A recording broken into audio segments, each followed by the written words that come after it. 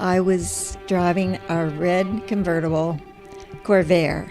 My brothers and I were at the movie theater. I was walking down from the bus stop. I was sitting in 11th grade American literature class. It appears as though something has happened in the motorcade route. Something, I repeat, has happened in the motorcade route.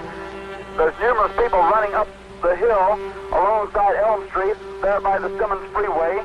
Several police officers are 5 or 10 minutes later, they stopped the show and said the president has died. And my husband came out and asked what was wrong, and I couldn't get out of the car. I didn't have an awareness of what had happened.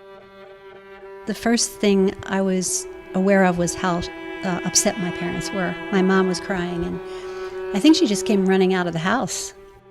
I knew it was important, but it didn't feel so important until I saw my mother crying.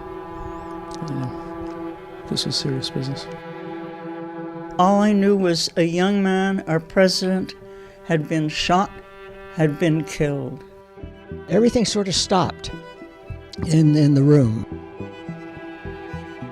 And at that moment, time was suspended. I don't know for how long.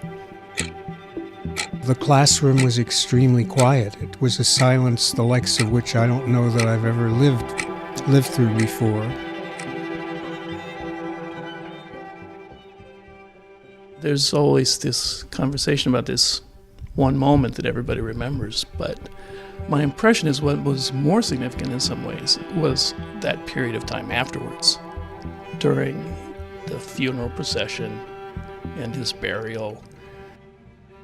Basically, it felt like, the whole world had just stopped its business for a while.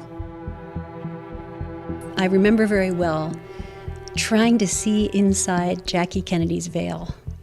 I had deep curiosity about her face.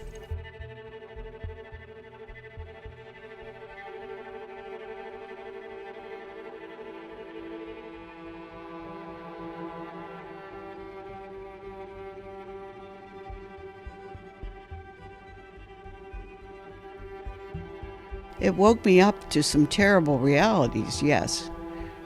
That people, human beings, are capable of these things. It was an ultimate moment for everyone around, not just my little school, my friends, but the country and the world. And I had never had an experience of that degree of bigness before. It made the world very, very small for me.